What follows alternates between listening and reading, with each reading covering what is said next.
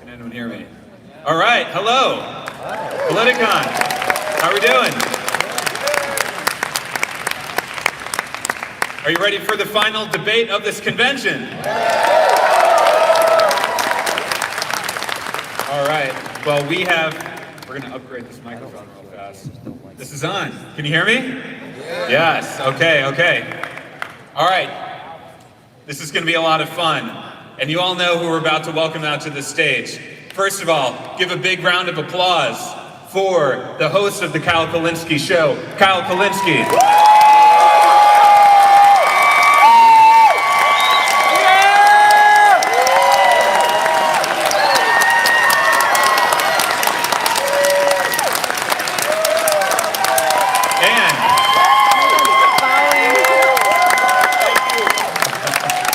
I feel like Tony, thank you. Thank you, everybody. And give a big round of applause to the head of Turning Point USA, Charlie Kirk.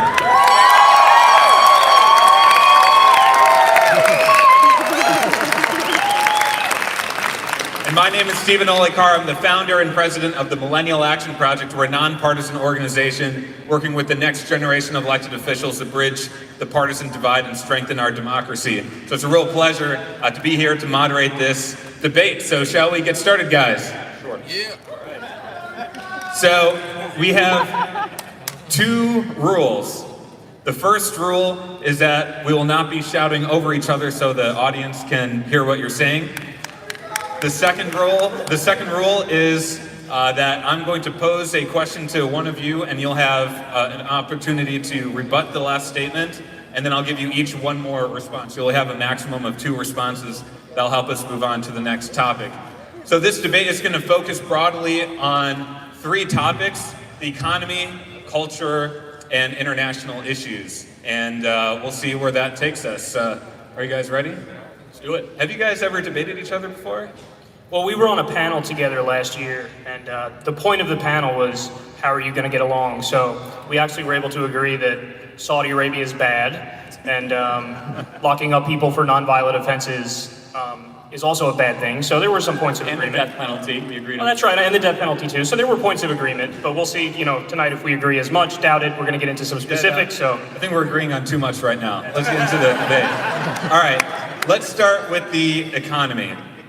So since Trump has been in office, unemployment has continued to go down. Job creation has stayed at a pretty high clip. On the other hand, there's an issue with wages, and just recently, the federal government came out with its deficit numbers for the last fiscal year, and it showed there's about a $1 trillion deficit, which is the highest since 2012. So I will start with Charlie. Do you think the Trump economy is doing well for the middle class, given those numbers? Doing well for the next generation that might inherit that deficit? And do you think the tax cuts are just a short-term boost is it like a sugar rush, or is it going to lead to long-term prosperity? Right. I mean, look, we have the best economy in American history thanks to President Donald Trump. And look, we're seeing the lowest ever black unemployment rate, lowest Latino unemployment rate, lowest Asian American unemployment rate, lowest black poverty rate. We're seeing wages actually going up. So under President Obama, for the last 3 years of his presidency, the European economy and the American economy were basically the same, almost to the 5 decimal points. You couldn't distinguish between the two. The day President Trump got inaugurated, all of a sudden you saw explosive economic growth. So under the last 18 months of President Barack Obama, we had about 1.5% GDP growth. President Trump doubled that after his first year in office, and we got even more than that. We went as high as 4.2% in 1 quarter last year. As far as average earnings, so under President Obama, the last 23 months of his presidency, average wages went up about $1.30 an hour, more or less. Under President Donald Trump, over 2.5 years in his presidency, wages have gone up to $2.30 an hour, almost $1 increase, about 40% on average. Every single metric you could possibly look to in the economy is going in a positive direction. And it's because of a renewal of the American spirit, deregulation of our economy, and the other thing that we don't talk about enough, and something that Kyle, I think you'll appreciate because we both don't like foreign occupation and foreign war, President Trump has finally made this country energy independent, that we don't have to buy our oil as much from the Middle East thanks to what? Fracking, natural gas, and innovative technology that a lot of people on the left want to outlaw and completely get rid of. We are now, for the first time in American history exporting more oil than we are importing. So we don't have to buy oil from maniacs in the Middle East that hates our guts and entire civilizations and theocracies that want to destroy America. And that's a very positive thing that doesn't get talked about a lot. And look, the broader picture is here, is that the economy is so good that even President Barack Obama is trying to take credit for it, right? I mean, we are seeing an economic renaissance, the likes of which is historic and unprecedented. We were through an economic malaise under President Barack Obama, and now we are seeing prosperity that is totally amazing. And whoever's the credit for it, Kyle, we can debate that back and forth, but the results are not to be debated. I have a packet of the most amazing economic success you could possibly imagine. It's a good thing that we have the lowest black unemployment, Latino unemployment, Asian unemployment, disabled unemployment, lowest ever black poverty rate. My favorite statistic, I'll close with this, 6 million people are no longer on food stamps, and now in the labor market, that's 6 million people that don't have to go get food stamps anymore, thanks to President Donald J. Trump.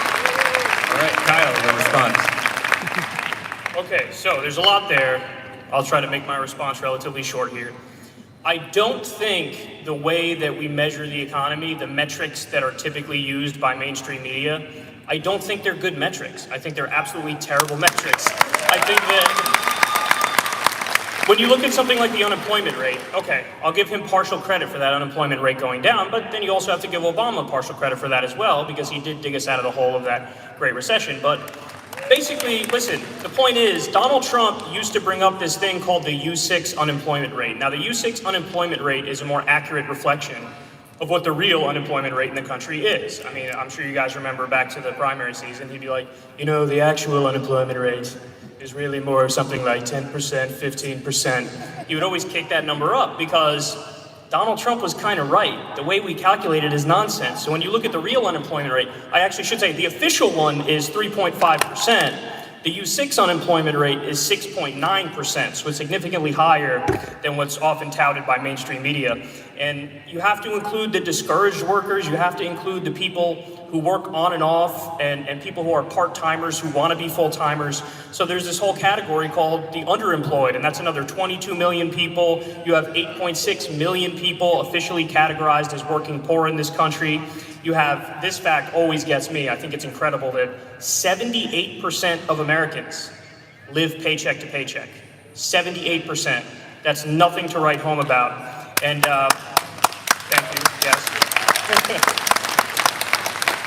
And listen, half of workers make $30,000 a year or less, and 40% of Americans can't afford a $400 emergency. So actually, what I would have agreed with you on if you presented it this way is, man, Obama kind of sucked, but so does Trump. Number one, the U6 unemployment is lower under Trump than it was under Obama. So even if I were to take your argument, the U6 unemployment is lower. Number two, we have more job openings than we have actually people to fill it. Because of that, we are seeing wages go up, and I can prove it. So this is one of the most amazing statistics. Average income for under Bush, Obama, and Trump. So under 8 years of George W. Bush, average middle-class income, because you focus on middle-class earners, people that need money for an emergency, the backbone of our country, middle-class income went only $500 up under 8 years of President George W. Bush. It went up $1,000 over 8 years under Barack Obama, $5,000 in 2.5 years under President Donald Trump. $5,000. These are middle-class folks. So, Kyle, you're going to find agreement that people are indeed still trying to get ahead in America. I'm not going to say we're living through perfection, but boy, has President Donald Trump created the best economy in American history, especially for middle-class earners. And I'll say, you mentioned the working poor. So how does one help the working poor? Is it by taking money from job creators and entrepreneurs and risk takers? You might say yes. I would say no. I would say the best way to help people that honestly need the help in our society, and President Donald Trump has demonstrated this, is through a robust and booming economy. And that's why one of the most amazing statistics is the poverty rate. I mentioned that. The black poverty rate is the lowest it has ever been. Poverty is a holistic measurement of income, of debt, of likelihood to graduate high school. The entire picture, it's the lowest it's ever been in recorded history in the black community. And that's something really to be said, Kyle. I don't play identity politics, so don't bring up black or Asian. Just tell me what the actual rate is. Look, these are numbers from the federal government, perfectly fair. So how about this? How about urban unemployment is the lowest it's ever That's been. another word for black, Charlie. That's the same way. That's the same thing. You want to? You say you don't want to play identity politics? Perfectly fine. These are numbers that are, by the way, published by the Congressional Budget Office. These are numbers. And by the way, Kyle, I look forward to you now supporting the complete and total deletion of the Congressional Black Caucus. Now that you're on record saying that you don't like identity politics, so If free people want by to the sword, associate, you die by the sword. no, let me just say, because you brought that up. If free people want to associate and form whatever groups they want, that's perfectly fine. If free But if people you want to use reference statistics, they should be able to use whatever statistics they want. All right, Charlie. let me just say, the only thing I'll say in response to what you said is you like to bring up the average number. Jeff Bezos and I have an average net worth of $50 billion. Okay. I'll let you finish what you were saying, then we'll go to Kyle. So you mentioned the tax cut, which I'm really happy to talk about. 22 million Americans, 22 million families, I'm sorry, so over 80 million Americans have an extra $1,000 in their pocket this year, thanks to the largest middle-class tax cut in American history. This is one of the most misrepresented pieces of legislation in our country's history. I have to listen to the Democrats time and time again say this just was a handout for corporations and a handout for the richest of these. That is incorrect. This is the largest, most successful middle-class tax cut in American history.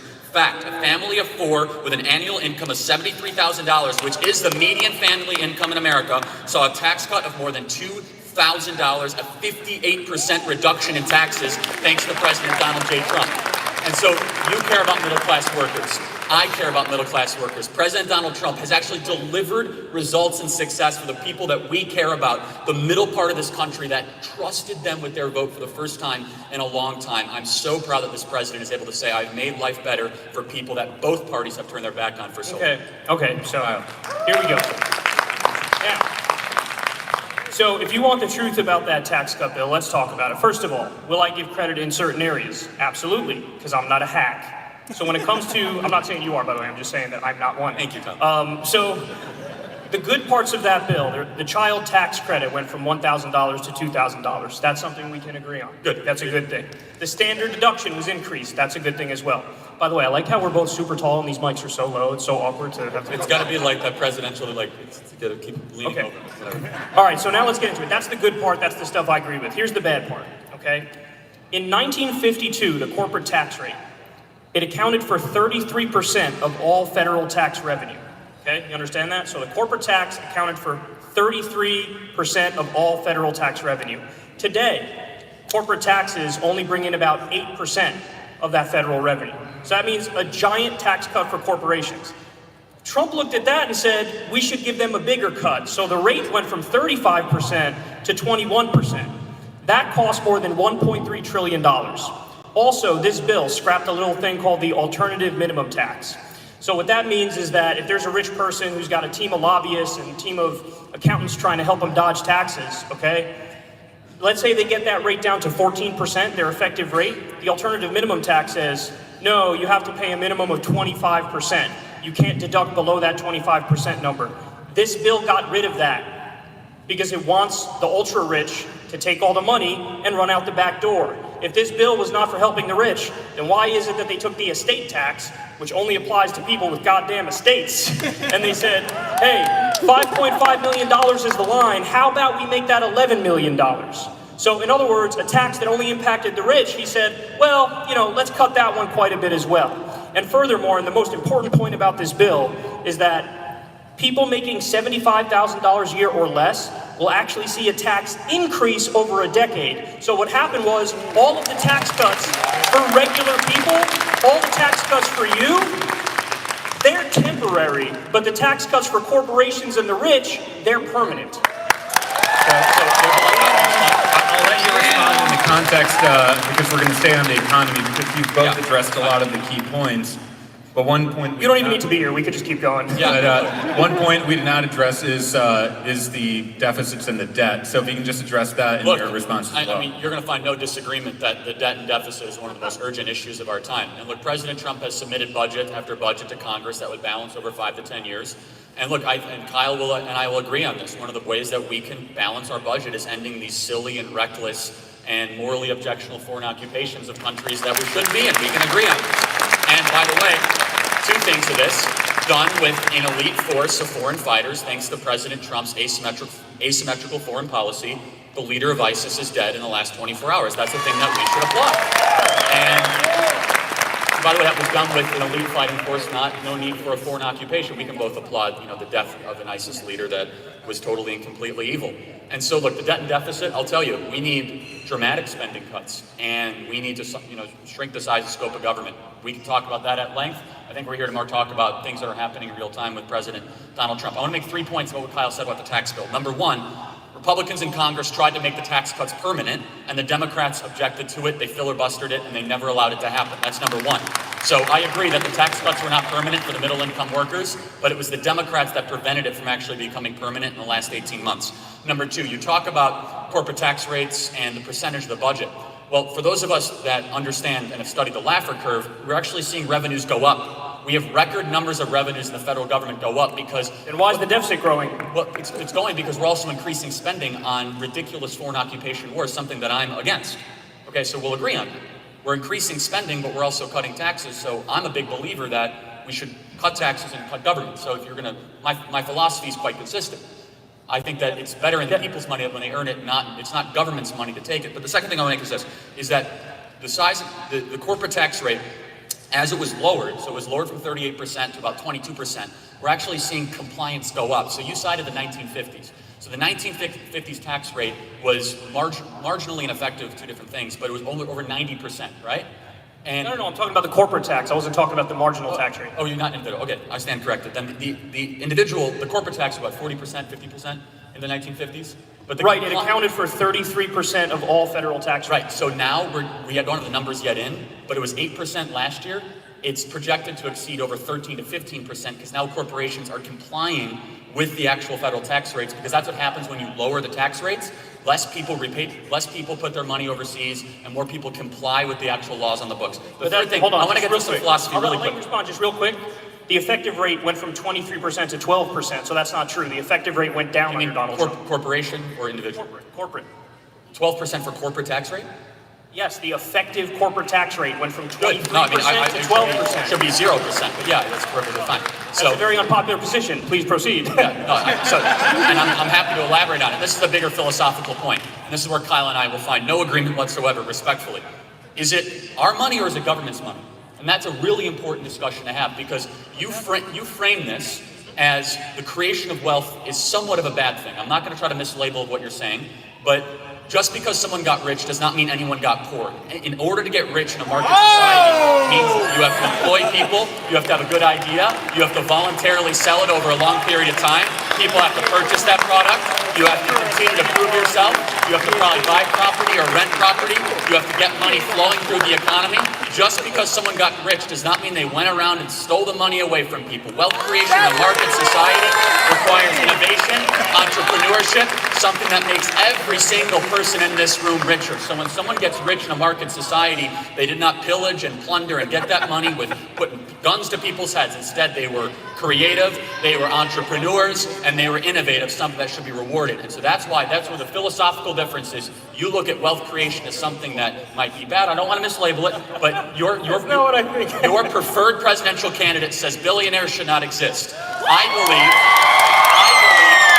that every single person in this room that is using an iPhone, that goes to Amazon.com and uses Google and Facebook, your life has been made better thanks to the profit incentive that only someone that can become a billionaire is made possible. A market economy is the greatest, most assured way to create wealth for all people. Socialism is much more about hating the rich than helping the poor. I yield my time to Kyle. Okay. Well, allow me to steal from your favorite, well, he's president now, but wrong. So, look, I just want to test your theory real quick on wealth creation here. So, I'm going to give you two facts. I just want a yes or no answer. Jeff Bezos has over $150 billion. There are 50,000 homeless veterans in this country. If you could take 1% of his money to end homelessness for veterans, would you do it? I hope he gives it voluntarily. I will not put a gun to his head. That's a no. I'll tell you why. First of all, that's a false choice.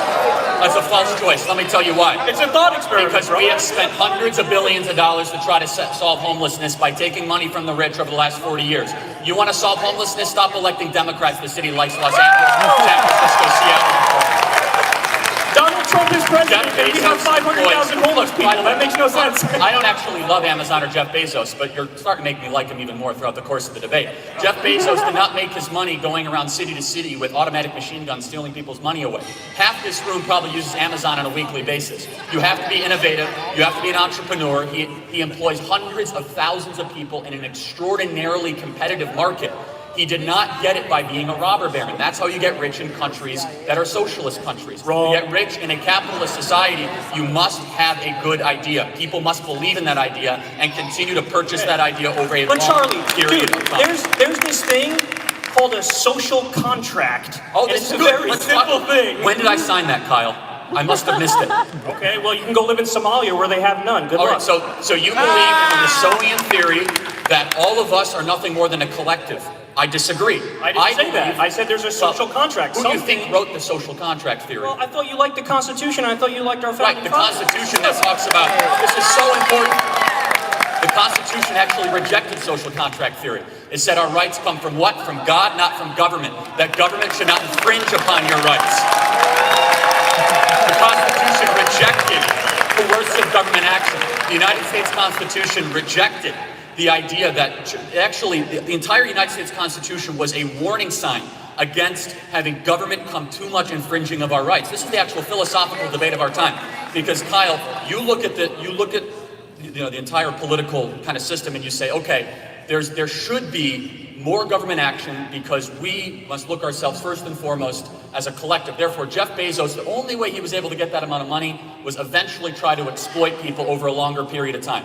I look at that and I say, wow, that is a beautiful thing that someone is able to create that much wealth for that many people. And guess what? And not pay his people a living wage until we forced him to. Hold on a second. We'll let Charlie finish and then you'll have a response. We'll move on. I believe in private collective bargaining. I also believe in a booming economy. We have more job openings than people to fill it. If people at Amazon are quite happy, when Alexandria Ocasio-Cortez said that Amazon's the worst thing in the world, she was responded to by Amazon worker after Amazon worker and said our wages are going up. We have wonderful living With conditions. Jeff Bezos standing right behind them. But again, I want to make myself perfectly clear. I'm actually highly critical of Amazon, and I'm really glad they didn't get the $10 billion taxpayer-funded contract for their company. However, I will take a definitive stand against the demonization of wealth creation in our country. Because Nobody's doing that. You're the talking question, to yourself. Well, your preferred candidate says billionaires should not exist. Yeah, but you know what that means, Charlie? Somebody could have $999 million and they're still really rich and they're Okay, going to be so let's okay. talk about that. And we can give people health care It's and we important. can give people college. So let's talk about it. The rule should not be how do we not have billionaires. The rule should be how did we create $22 trillion of wealth in this country? Is it because we have the most people? No. Most natural resources? No. It's because of a market economy that embraces risk-taking, entrepreneurship, and the individual.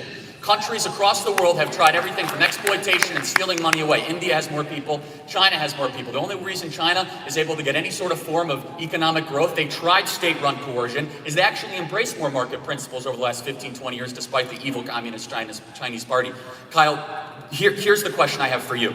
Do you believe when people create a certain amount of wealth, from Facebook or Google or Apple or Home Depot or Amazon, the companies that everyone in this room use, Coca-Cola on down, do you believe that's inherently exploitation, or do you believe they had to get that through voluntary transaction and enriching people all the way along the way? I don't believe it's inherently exploitation, but I also believe we need rules and we need referees. And I also think I totally that agree. I see shades of gray where you see black and white. And your whole thing is like, oh, the free market is so great, this it's so is an wonderful. important point. No, hold on here. Because I'm actually the real moderate on this, because I think sometimes the answer is the free market, and sometimes, yes, the answer is government. Government is not inherently evil either. Government has done a lot of good things. I mean, So look, it shouldn't be controversial. If you believe in having the military, you believe in the government. If you believe in paved roads, you believe in the government. But right now, as things stand, we have a fourth branch of government. You'll agree with this. We have a fourth branch of government. We are the most regulated economy in the Western Hemisphere outside of some of the Western European countries. Federal Trade Commission, the Employment Prevention Agency, which is also called the Environmental Protection Agency. We have agency after agency, hundreds of agencies with unelected, unknown, and unchecked bureaucrats. And guess what? They favor the power of the well-connected, the few, and the rich that are able to afford the lobbyists. And you look at so Kyle, here's another question that I'm just always perplexed by. He wants to ask us a question, so let's let him No, jump. I mean, it's fine. Okay, but let me close the point. So you say, Charlie, I look at things as the way they are. We right now spend over $1 trillion of our own money to regulate the economy. That is far too much money. The best regulation is competition. The best regulation is encouraging more entrepreneurship. The best regulation is empowering individuals to be able to compete against the big power brokers that you think that need to be disrupted. Okay, so let's move on to culture. One of the big parts of Trump's campaign was talking about political correctness. So Kyle, I want to get your thoughts on this. After a few years, how are we doing on that issue? Where do you draw the line? And generally, how do you think our political climate has improved or gotten worse since that time? I mean, honestly, this kind of bores me, this topic, because it's like, okay, whatever, political correctness. I think I'm relatively politically incorrect. I say things that piss people off all the time. I mean, it is what it is. But my problem with the right is that oftentimes they take this term of political correctness, and what they really want to do is use that as an excuse to say things that are factually incorrect. So when Donald Trump goes out there and he says, for example, like he did on the campaign trail, that we need a total and complete shutdown of Muslims coming into this country, that's not politically incorrect. That's just incorrect. You're just a dick, because there's like 1 billion people who are Muslims, and they're not all guilty for the sins of Al-Qaeda. So yeah, that's my take on it. I think I'm politically incorrect myself, but I think that oftentimes people on the right use it to get away with saying things that are just factually incorrect.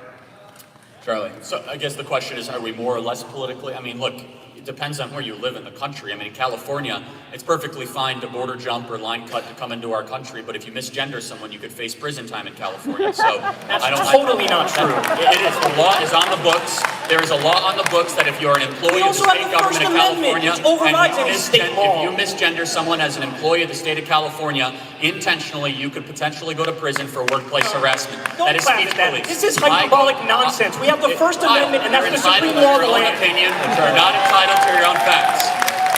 I visit college campuses all the time. A lot of what you say is You're so oppressed, bro. Go wear a diaper again.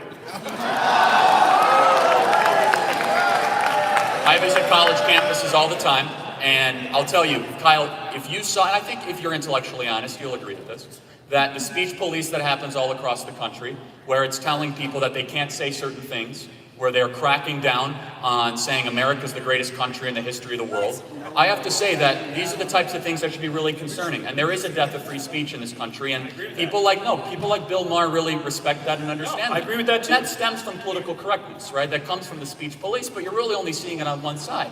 No, that's not true at all. I believe in free speech, which is why I think Colin Kaepernick should be in the NFL right now.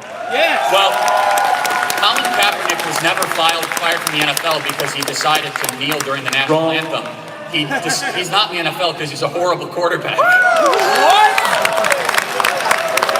look at all these NFL experts over here. I'm sure they know. If Colin Kaepernick was any sort of decent quarterback and not throw 14 interceptions and only 8 touchdowns in his last season with the San Francisco 49ers, of which they are now undefeated thanks to Jimmy Garoppolo doing a lot better than they were under Colin Kaepernick. And the new coach. This is very interesting. Do I believe that Colin Kaepernick had a right to be a fool and kneel during the national anthem? Absolutely. Being civilly disobedient is a right. But you know what? I also have a right to call him unpatriotic and disrespectful for kneeling during the national anthem. As a try to tribute to our best. Excuse me, why is it that when left-wing people protest and when they dissent, all of a sudden it's unpatriotic and you hate America? Why can't it just be, no, these are my ideas and I think these would fix the country, even if you don't agree? See, I'm willing to grant you that whatever you say, you actually are saying it because you want to fix the country. But why is it that you don't give lefties that respect? All of a sudden when there's somebody on the left, you think, oh no, it's because you hate America. That's why you're saying X, Y, and Z. Well, I'll tell you exactly why. So the tradition of the national anthem that was incorporated post-World War II in the National Football League and was instituted was to try to remember veteran sacrifice during World War II, the Korean War, and the Vietnam Red Scare. War. Thank you for your service, my son. Thank you for your service. And the reason that Colin Kaepernick was being selfish is during a moment when you're supposed to be somber and reverent, when you're supposed to reflect on the blood and the sacrifice that veterans put, he decided to make the cameras point at him, not point at the veterans, not point at the flag. It was selfish for him to do that, to try to misrepresent a highly complex issue that is criminal justice reform at a very bizarre time to do it during the singular time in a sports ceremony. We take a moment to remove our hats and put our hands over our heart to remember the veterans that gave everything so that we can live in the greatest country ever to exist in the history of the world. Charlie, whenever there's something that happens, like in Ferguson, Missouri, there's a police brutality case, and then people riot. What do people like And they Charlie destroy say? buildings? Yeah, I'm going to speak against that. Yeah, but what do you say when that happens? They go, you know what? My only issue with these people is if only they would protest police brutality through peaceful methods, I would be okay with it. And then Colin Kaepernick does exactly that, and you... Oh, again, I said he has a right to do that. I also have a right to critique his decision. And so Right, and you the have a right to mayor be of wrong. Baltimore during the movement, the mayor of Baltimore, while all this was happening, remember she said, we need to give our people space to riot. I mean, there's nothing admirable about destroying property in your own community when you're trying to protest injustice or brutality. I'm not sure what kind of argument Charlie, you're making. the point, right over your head. I agree with you. Rioting is bad. That's why I think what Colin Kaepernick did is good, because he's protesting through peaceful means. Of course, sure. So, and I'm saying he was being a selfish individual that was Because you all about disagree with himself during a ceremony that was also about veterans. So we're talking in circles here, broader about political correctness. I'm not the one that's going to say Colin Kaepernick should not have a right to do that. In fact, I defended his right to be incorrect and his right to be selfish and his right to be wrong. That's what makes this American experiment so special. I will say this, and the rise of political correctness and the rise of division in this country, you only see political violence predominantly on one side, and that is Antifa. You do not see Trump supporters waving outside of Bernie Sanders rallies, punching them in the face. You do not see people wearing MAGA hats, assaulting gay journalists in the streets of Portland where no people are arrested. You do not see White people wearing nationalist MAGA hats, terrorism. punching left-wing people in the face. Something of which, very important point, Kyle. Guess what? I denounce it, the president denounces it, yet half the doesn't people running exist. for You the said Democrat political Party violence is only have on the not left. denounced Antifa. Why do people running for the Democrat nomination not denounce Antifa? Oh, yeah, A Bernie Sanders is paramilitary pro-Antifa. organization You that got goes it. around and pounds people on the head if they dare disagree with them. Could you imagine for a second if people were wearing MAGA hats and going and beating journalists in the streets? I can, 'cause they would did be it at rightfully rallies. arrested. Yeah, right? Literally. So we want to talk about culture. Show me where conservative Antifa is. Show me a well-funded, well-organized an organization that was not denounced by the president or people like it that go after political opponents. You can't find it, and there's a reason why the Democrats will not denounce Antifa. It's because if you want to see the face of the Democrat Party, I'll show it to you. They're wearing a mask. All right, Kyle gets the last word on this. Listen, Charlie, you're not debating the Democrats. You're debating Kyle Kulinski. If you just asked me, it would have been very simple. What do you think of Antifa? Do I denounce Antifa? Yes. I denounce political violence. But I think it's really interesting that you started this whole rant by acting like political violence is only on the left. That's the dumbest fucking thing I've ever heard in my life. I said predominantly. So show me a singular instance where there are people wearing MAGA hats waiting outside of a leading Democrat. I'll do you one better. How about a guy named Caesar Sayoc who murdered people with a fucking MAGA hat on? And he sent bombs to Republicans. He sent bombs to Democrats. That guy was mentally unhinged, and I'm not going to defend him. And Trump I'll was a denounce him. Democrat, Or how too. about the shooter in Dayton, Ohio, that said Elizabeth Warren was his hero, and then he went and shot 10 people? What about that, Kyle? Oh, We can Elizabeth go Warren, back and forth all day long. with Real political- dangerous Or how about the Okay. guy that shot up the congressional baseball field that loved Bernie Sanders? We can go back all day long. All right, we're gonna move on. We're gonna move on from this. All right, let's move to another space here on the international front. Right. One of the big issues today is the issue of foreign corruption and influence in our elections. So I'll start with you, Charlie. Is it appropriate for a president of any party at any time to solicit assistance from a foreign country to influence our elections? No, and that's why Hillary Clinton should be tried and put in jail for what she did. Yeah, we all agree with that. Presidential candidate. To the Ukrainian phone call, it's one of the most intentionally misrepresented phone calls that you could ever come across. He never asked a foreign president to try to intervene to investigate Joe Biden. Instead, the favor he asked for was to try to go after CrowdStrike. It was the president of Ukraine that first brought up Mayor Giuliani. It was the president of Ukraine that brought up the topic of corruption. This phone call is being intentionally misrepresented. And guess what? It was a setup from within our own government. Congressman Adam Schiff changed the whistleblower laws. He met with the whistleblower well before it became public, sat on it for over 2 months. And there's a lot around this, and so if we're talking about foreign collusion with adversaries, I think we should, we are looking into the origins of the Russia investigation in Fusion GPS, which is now a criminal investigation, and we'll see what happens. Kyle. Okay, so you were almost there, Charlie. You were so close, but so far at the same time. So, okay, you're actually correct about one thing you said there. Hillary Clinton did indeed try to get foreign help in the election against Donald Trump with Ukraine. But I don't know why you have to be so hacky when you say Trump didn't try to do the exact same thing. That's exactly what he did. So, show me in the transcript, where did he do that? There's a reason why Donald Trump's only response now is, there was no quid pro quo, no quid pro quo at all. Because that's his only dodge, because he was obviously trying to get dirt as well on Joe Biden. Show me when he did that. He was asking for the president to go after CrowdStrike, which was foreign meddling in our own election. He never, ever said, go after Joe Biden. The idea of corruption. He was talking about Burisma, and he was talking about the money that Joe Biden was getting paid. Burisma was never mentioned in the phone call. Now you're inferring you're looking into it.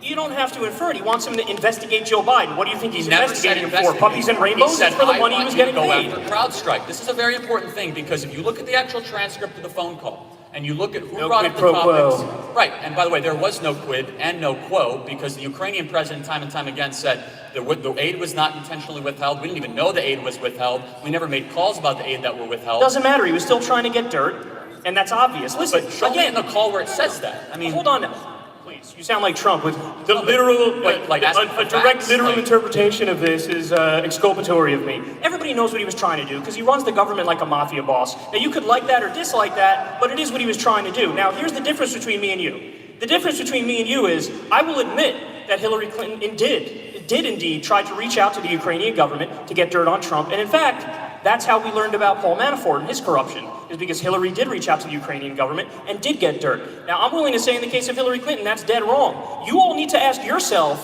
why is it he can't admit the obvious on the other side? Why is it Donald Trump did nothing wrong at all? It's ridiculous. So Kyle, I'll ask the third time.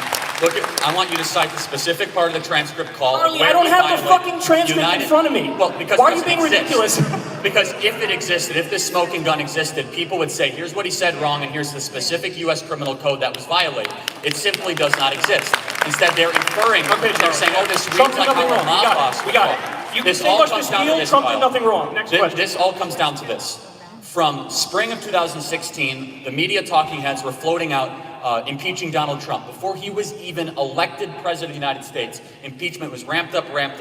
And Kyle, you totally and completely agree with this. I know this, that there was something so suspicious and so immoral and so wrong what our own FBI and our own internal government did to this president, to plant information, to use the Democrat National Committee to collude with foreign adversaries, to lie to a FISA court judge, and spy on a political opponent that you might disagree with. And I hope justice will finally be held with that. However, Kyle, I understand that there's pent-up anxiety and dissatisfaction with this president because he won an election that he wasn't supposed to win. However, that does not give you the license to misrepresent what he has done. And time again, the Democrats swing and miss. For 2 years, I was promised some sort of big, huge bellwether revelation of the Mueller report. Oh, Mueller is coming, $30 million taxpayer-funded investigation, and they found absolutely nothing. And what did they do as soon as the Mueller investigation ended?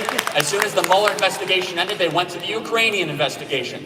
This goes down to two very simple things. Number one, they have not accepted the democratically elected president of the United States who won an election he was not supposed to win. Number two, they hate Donald Trump a lot more than they love America. Just so you know. I'm not saying they. I'm not saying you. I'm saying the general they. Listen, thank you for inviting me to the Charlie Kirk monologue night. I really appreciate it. I'll let you finish on this. Right. Okay, so let me respond to that. I'll sum up what he just said in a really simpler way, and you won't have to sit through it all. Donald Trump, good. Democrat, bad. Very high-minded, Charlie. Thank you very much. So anyway, here's the difference. I'm willing to admit when Democrats do something wrong. What Charlie Kirk will not admit on this stage here tonight is that Donald Trump owns a hotel in Washington, D.C. And oh, would you look at that? The Saudi government just happened to funnel him $300,000 through that that hotel. Oh, would you look at that? Donald Trump just approved a multi-billion-dollar weapons deal that goes to Saudi Arabia as they're committing a genocide in Yemen. Now, hold on. Now, I get the sense that if I gave you that exact set of facts, and it was the fucking Clinton Foundation, you'd be pretty fucking pissed off. But with Donald Trump, it's nothing. All right. You mad, bro?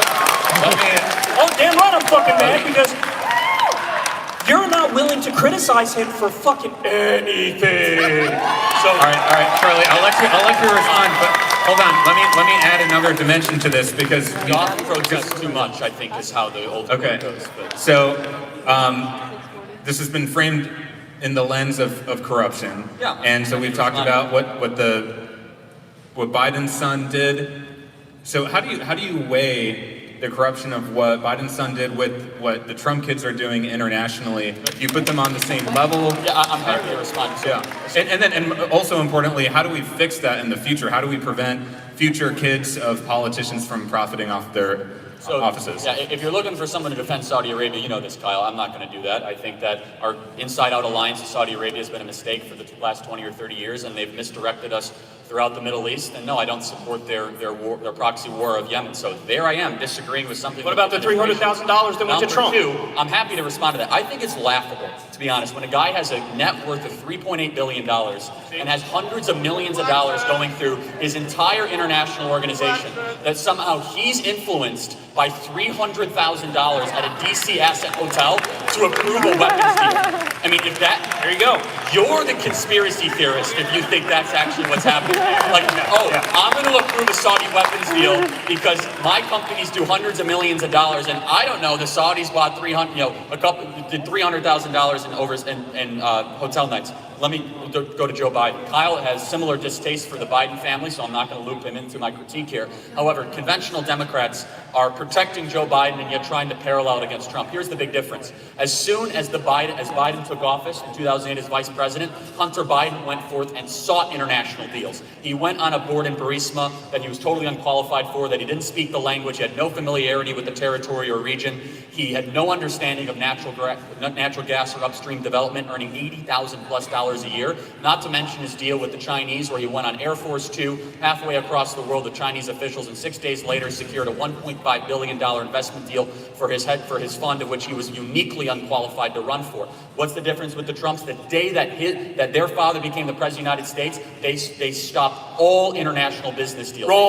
They did not sign one new deal. The only international business that they did were deals that were on the books for 5+ years more. Kyle, you're entitled to an opinion, but you're not entitled to your own facts. I know, Charlie. Nice political talking point you got there. Who'd you get that from, John Kasich? So listen, here's the bottom line, and I hope everybody looks this up. You know how much money Jared and Ivanka made since Donald Trump became president? $83 million in 1 year. If you think there's nothing wrong with that, I got a bridge to sell you. So these were previously owned assets.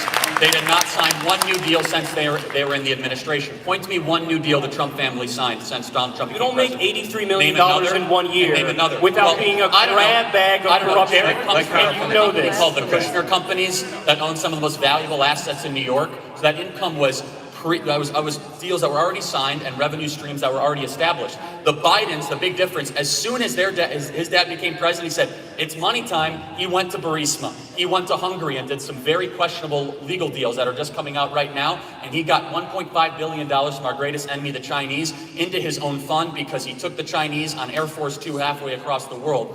That is morally objectionable. If the Trumps went to China and came back with $1.50, the media would publicly crucify them. They have done nothing of the sort.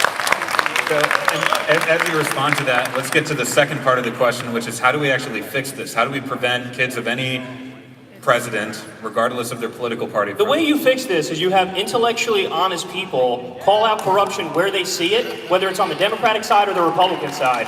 Somehow I can see it on both sides, whereas Charlie Kirk thinks Daddy Trump did nothing wrong.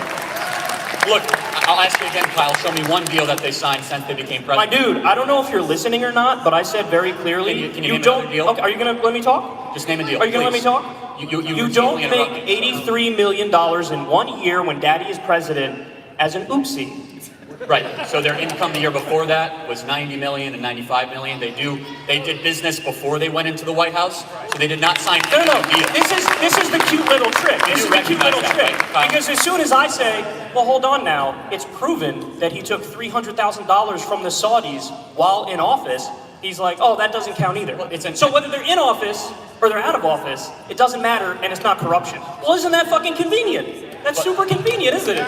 Here's the other thing that really fascinates me, and maybe you can explain it to me, Kyle, is that when you own international assets and you become president of the United States, are you just supposed to sell everything? Yes! Yes! Really? Wow. So let's build out this argument. So you spent, hold on, Kyle.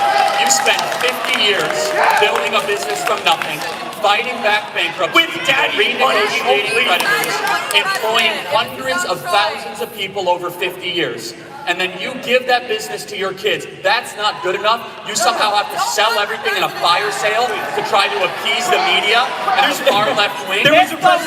So you will not be perfectly happy until Donald Trump's net worth goes down significantly. Basically what this is all about is in search of corruption that does not exist. Oh, please. The reason it does not exist is that Republicans and conservatives are held to such an unrealistically high standard. If President Trump's sons were going around to China right now, seeking out money, seeking out deals, it would be all over the news. Hunter Biden, you know this, Hunter Biden went to Ukraine for You sure know how to talk a lot, don't you? I'm sorry, what? You sure know how to talk a lot. But Kyle, you should start refuting what I'm saying, not swearing and walking around. You're just not listening.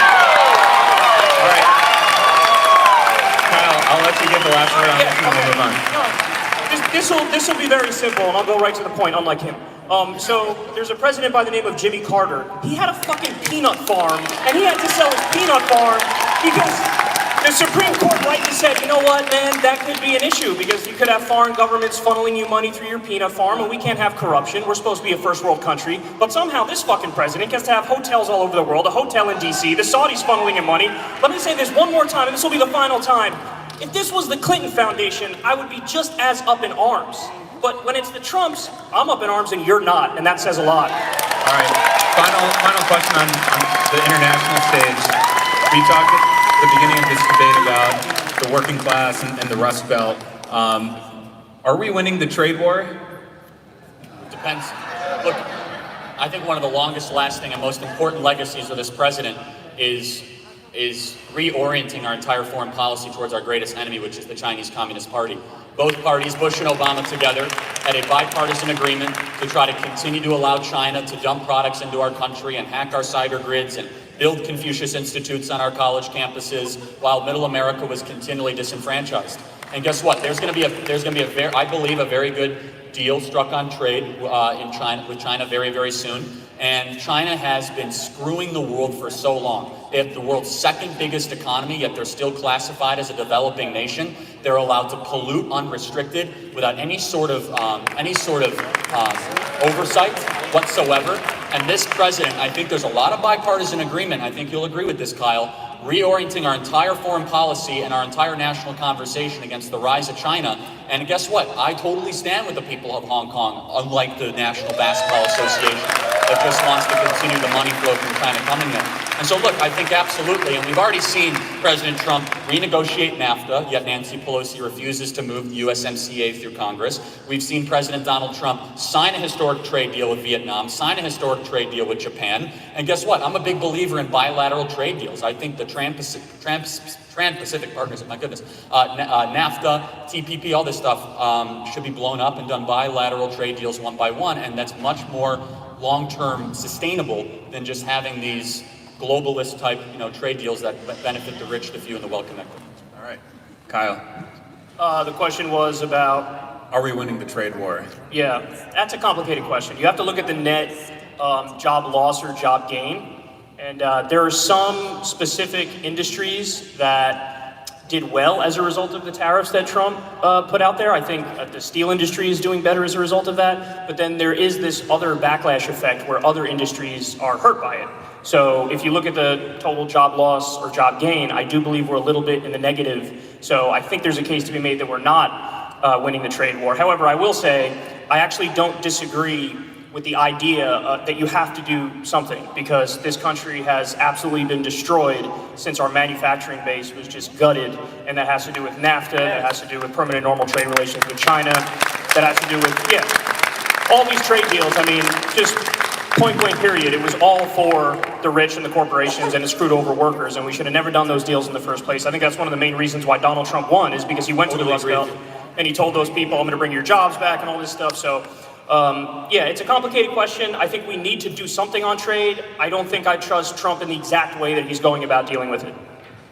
All right, so final question here, and we talked about this a little bit backstage, and it's not really a point of debate, but something I think you've all heard through all of the answers is a libertarianism on both sides. You've talked about being kind of a libertarian left, and you have some libertarian tendencies. How do we, and that leads to some unexpected areas of common ground like we just saw on the trade issue. How do we create some space for that in our politics where the populist left and the populist right can unite on some of these issues?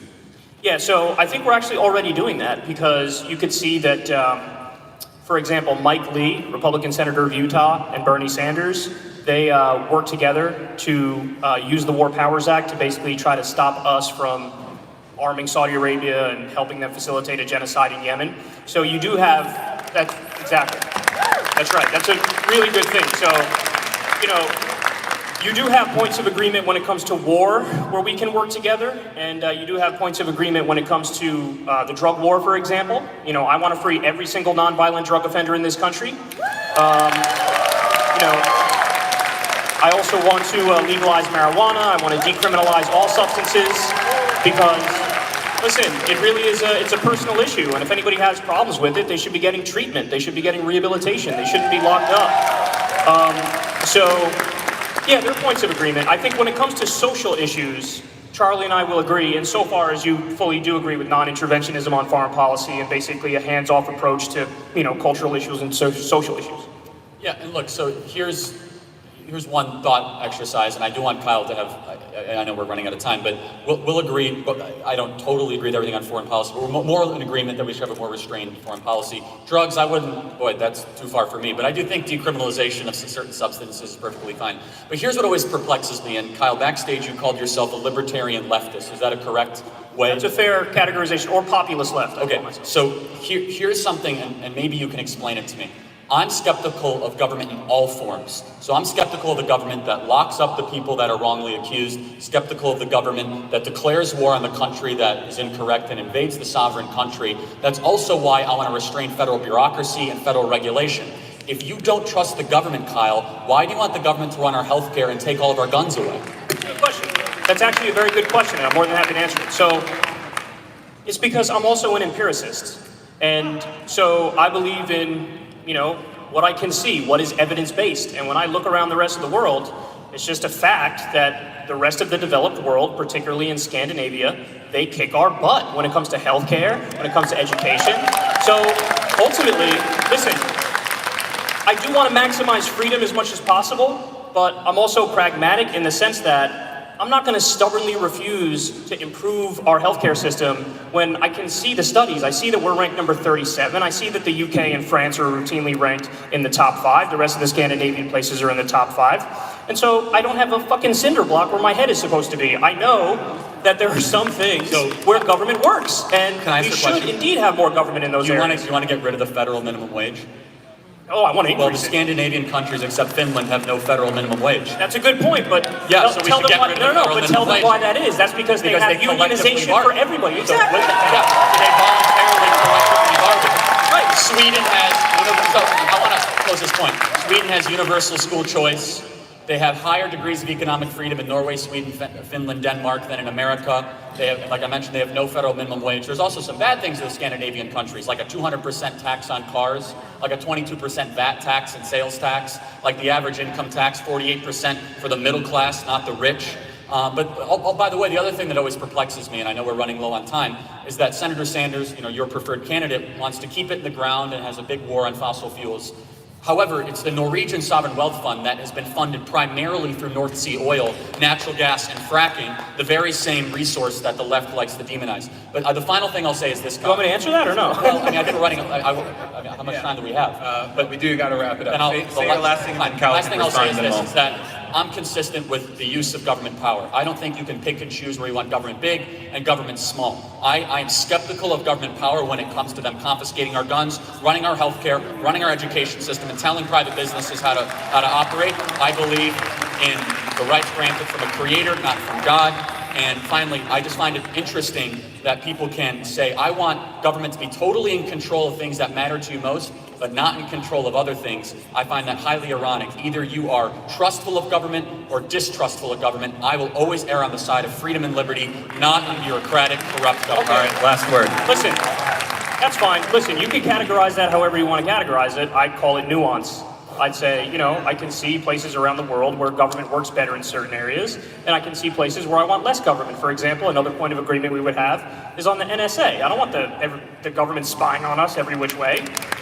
So, but to answer your question, because you brought up the Sovereign Wealth Fund and how that's funded through fossil fuels, which is true, and that's a decent point. However, what I would say is, listen, man, we got to get serious. And the bottom line is, there are inevitable patents and an economic boom just waiting to happen when it comes to green and renewable technology. And I want a Green New Deal, emphasis on the New Deal part, to bring millions of jobs to this country, pay everybody a living wage, and make sure that we run the future, that we are the leading country moving forward. And I think that we could all win if we go down that path. All right, guys, let's give a big round of applause for Kyle and Charlie. And give a round of applause for Politicon 2019. Thank you all so much. Have a good night.